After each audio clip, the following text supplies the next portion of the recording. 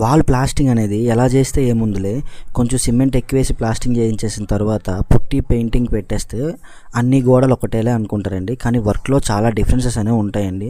So మనం button mark పెట్టి wall plastering చేయడం వల్ల వాల్స్ పర్ఫెక్ట్గా లెవెల్గా ఉంటాయి. అలానే గతుకులుగా ఎక్కువ రాదు. పుట్టి 2 కోటింగ్లోనే నీట్గా వాల్ ఫినిషింగ్ అనేది వస్తుందండి. సో కొంతమంది ఓనర్స్ ఏం ఆలోచిస్తారంటే ఈ బటన్ మార్క్ అనేది లేబర్ వేస్ట్ అనుకుంటారు, కానీ దీనివల్ల చాలా అడ్వాంటేజ్ అనేది ఉంటుందండి. సో వాల్ క్రాక్స్ అనేవి రావు. జనరల్గా మనం ప్లాస్టింగ్ చేసేటప్పుడు లోడ్ ఎక్కువగా ఎక్కిస్తే ఒకేసారి ప్లాస్టింగ్ చేయడం వల్ల లోడ్ దగ్గర క్రాక్స్ ఇచ్చే అవకాశాలు ఉంటాయి. అలాగే కొంతమంది ఇళ్లలో కరెంట్ పైపుల దగ్గర క్రాక్స్ ఇవ్వడం కావచ్చు, లేకపోతే గుమ్మాల సైడ్న క్రాక్స్ ఇవ్వడం కావచ్చు, ఇవన్నీ జరుగుతాయండి. సో ఇదంతా లోడ్ ఎక్కువ వల్ల అనమాట, మనకు ముందు రోజు తెలియకపోవడం వల్ల. సో బటన్ మార్క్ అనేది పెట్టుకుంటే ముందే మనకి వాల్ లోడ్ ఎంత అనేది తెలుస్తుంది. సో దానివల్ల గుమ్మాలు ఫిట్టింగ్ కావచ్చు, లేదా ఎలక్ట్రికల్ కావచ్చు, ముందు రోజే మనం వాల్ మెత్తేసి ఉంచుకోవచ్చు. దీని గురించి నేను ఫుల్ వీడియో అప్లోడ్ చేస్తాను మను కన్స్ట్రక్షన్ యూట్యూబ్ ఛానల్